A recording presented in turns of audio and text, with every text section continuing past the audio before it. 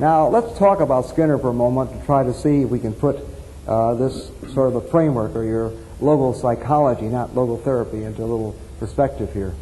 Now, what has bothered a lot of people is that he's taking a number of principles of shaping responses of human beings that really are very much the same as the principles that might be used to shape the behavior of animals, even pigeons.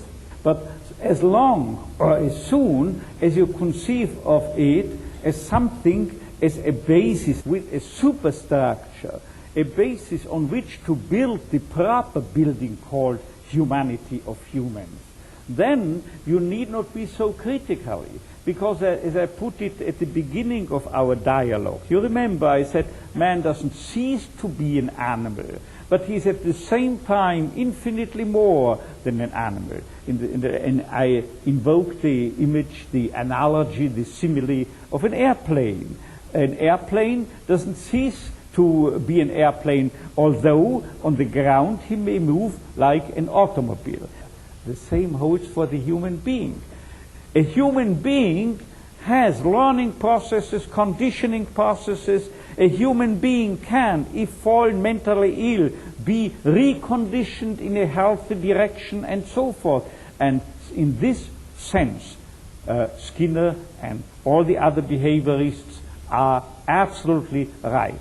But they must not stop. Or after they have delivered their message, after they have published their books, we, you and I, need not stop and say that's the whole story. But we have to recognize that in order really and totally to understand the human being, we cannot be spared entering the human dimension, the next dimension, to start into this very three-dimensional cube, as it were.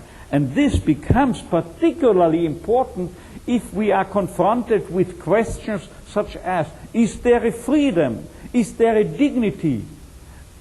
Skinner did not move beyond freedom and dignity, but he stopped before freedom and dignity, because he programmatically restricted his view and his research by which he arrived at his view to the lower plane, which is of course shared with other animals. And so you will understand how come that I once reacted in a question-answer period to a student of Konrad Lorenz. Konrad Lorenz, who was tracing back the behavior, or better to say all types of misbehavior of drivers, to certain innate releasing mechanisms and so forth along the lines of Lorentzian teachings.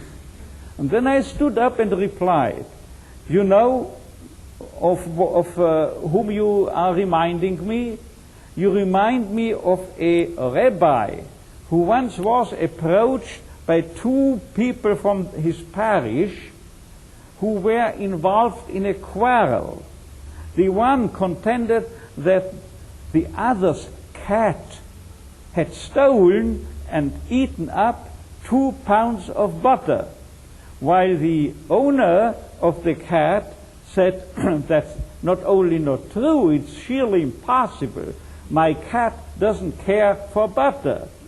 Now it was up to the rabbi to pose as a Solomon and to come up with a final judgment in terms of justice, and he ordered the one, bring me the cat.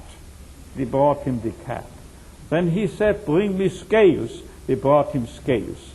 Then he put the cat on one of the scales and asked the one parishioner, how many pounds of butter had the cat eaten up? 2 pounds, Rabbi. Then he weighed the cat, and believe it or not, it was exactly 2 pounds. Whereupon the rabbi said, now I have the butter, but where's the cat?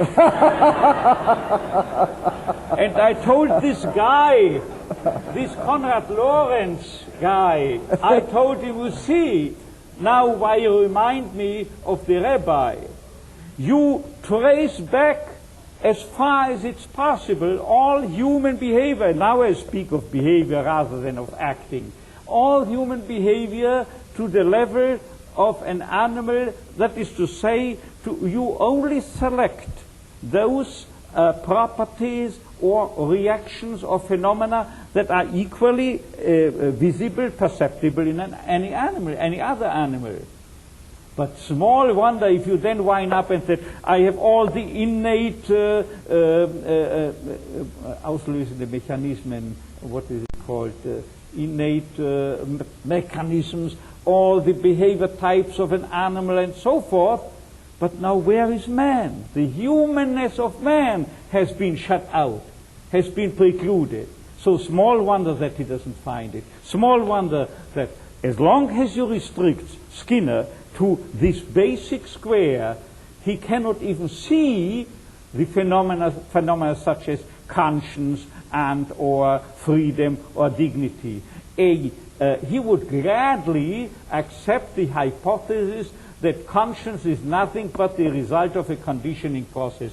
Look, just consider a dog that has wet the floor and now slinks under the couch with the tail between its legs. This is bad conscience. Now it's the result of a conditioning process.